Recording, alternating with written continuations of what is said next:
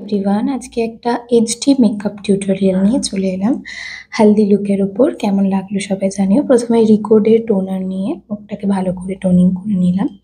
তারপরে ওটাকে ভালো করে ড্রাই করে নিতে হবে। তারপর রিকোডেরই একটা ওয়াটার বেস ময়শ্চারাইজার দিয়েছি।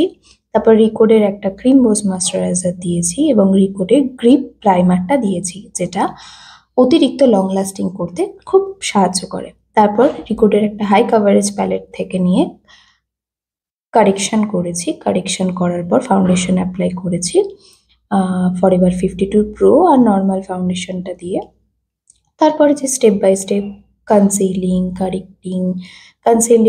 কন্ট্যুর, ব্লাশ, ক্রিম ব্লাশ, সব ক্রিম প্রোডাক্ট অ্যাপ্লাই করে নেওয়ার পর পাউডার অ্যাপ্লাই করার পর সব পাউডার প্রোডাক্ট অ্যাপ্লাই করব।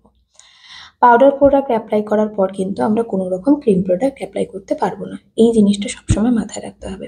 পাউডার প্রোডাক্ট অ্যাপ্লাই করে নিয়েছি আমি পাউডার ইউজ করেছি।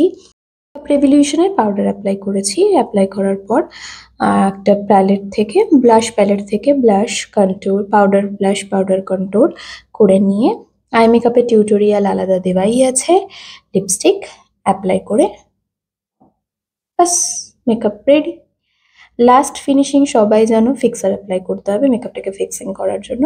আজকে টিউটোরিয়ালটা কেমন লাগলো, মেকআপ লুকটা কেমন হয়েছে, হেলদি লুকের ওপর করেছি এইচডি মেকআপ, সবাই জানিও।